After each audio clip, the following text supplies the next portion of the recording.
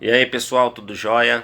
Esse vídeo que vocês vão assistir agora fala um pouquinho sobre a alimentação saudável, tá bom? E os tipos de alimento, tá certo?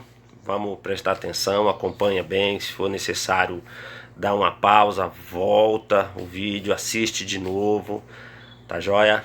Vamos lá, aproveitem o vídeo aí. Mas e aí?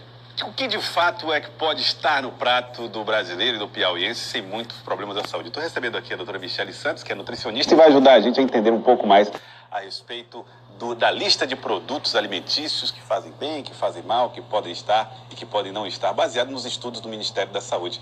Doutora Michele, boa tarde. Obrigado por ter aceito o nosso convite em primeiro lugar. Boa tarde, eu que agradeço o convite. Tá certo. Olha, eu queria aproveitar e mostrar aqui para a senhora alguma das listas de alimentos que nós temos, de categorias de alimentos, e a senhora falasse um pouco a respeito de cada uma delas. Primeiro, uso de alimentos in natura ou minimamente processados. E aqui nessa lista nós temos o abacaxi, as frutas em geral, as verduras, o arroz.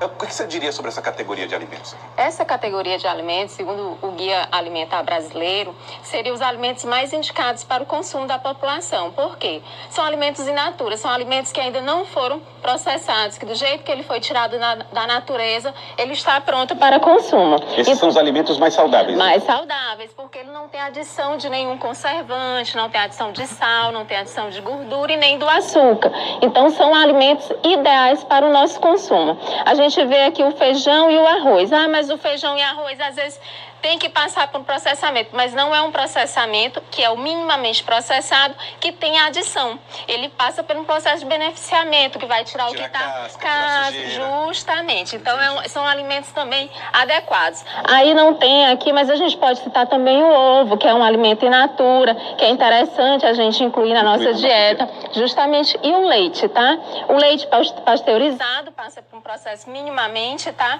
Então, é ideal a gente consumi-lo também. Quer dizer, pode ser natural ou minimamente processado. Aí entra nessa categoria aqui. Outra categoria de alimento que nós temos é a categoria de alimentos, vamos ver, de uso de óleos e gorduras. Como é que deve ser utilizado óleos e gorduras na nossa alimentação?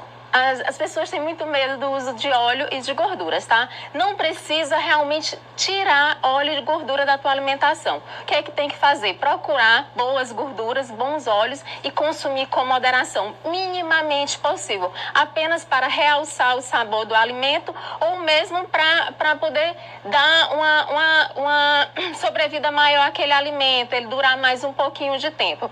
Aqui também a gente poderia citar o açúcar e o sal nesse grupo. O sal entra na categoria... tem mais ou menos essa relação. Essa relação, justamente, porque são realçadores de sabor.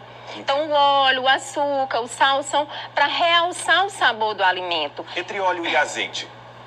Depende. Depende. Para que você vai fazer? Para cozinhar, o óleo é melhor. Para temperar uma salada, o azeite é melhor. Então, depende para que for usar. Tem gente que faz algumas frituras utilizando óleo, imaginando que assim é mais saudável. O azeite, melhor dizendo. Não, porque o azeite, dependendo do tipo de preparação, o ponto de aquecimento, ele vai desnaturar e se tornar uma gordura ruim. Então, não seria interessante aquecer. Ele saindo da garrafa e indo direto para o alimento, ele tem um valor nutricional, um valor de saúde para a saúde. Justamente, principalmente o azeite extra virgem.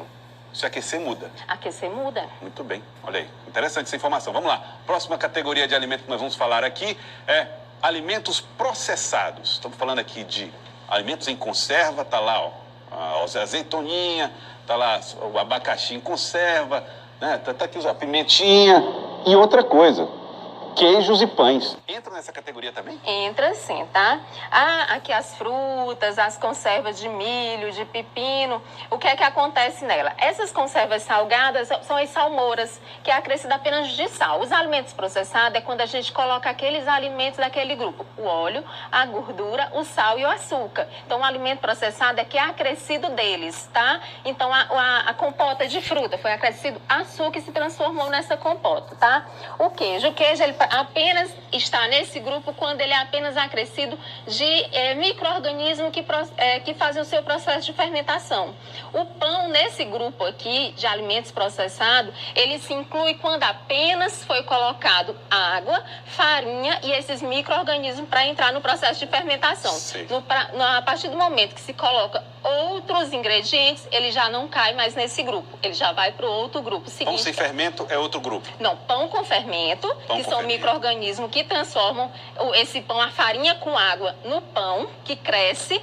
É um alimento processado. Processado, é dessa categoria. Dessa categoria. Quando eu coloco algum outro aditivo, um realçador de sabor, ele vai ser um alimento ultraprocessado. Tá, então os queijos que a senhora falou que recebem esses produtos são aqueles queijos especiais? Justamente. Esse queijo que a gente só coloca o leite e coloca um micro-organismo para poder fermentar, é um alimento processado. Se eu acrescentar alguma outra gordura, um sal, um sabor, ele vai ser ultraprocessado. Ultraprocessado.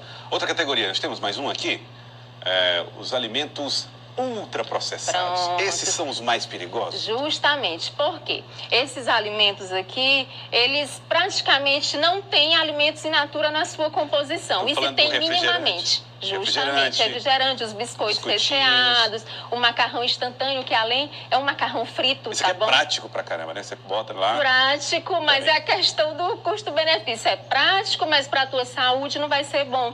Entendi. Entendeu? Então não é legal o consumo desses alimentos. Tanto é que o guia coloca ele como o último grupo e que se exclua da dieta ou consuma minimamente, tá bom? Então evitar o consumo disso aqui porque eles são acrescidos de muitos outros ingredientes que não são ingredientes naturais. Tá? Eles são acrescidos de ingredientes químicos, de realçadores de sabores, que transformam ele em alimentos ultraprocessados. Muita gente pergunta a respeito da gordura do sorvete. A gordura do sorvete é tão ruim quanto se diz? É, porque é uma gordura hidrogenada, tá? Ela é uma gordura processada que se transforma, junto com o leite, com a fruta, se transforma num alimento ultraprocessado. Também está nessa categoria mais perigosa. Lembrando que isso aqui tudo é baseado no Guia da Alimentação Brasileira, hein? Do Ministério da Saúde. Vamos ao próximo aqui, ó.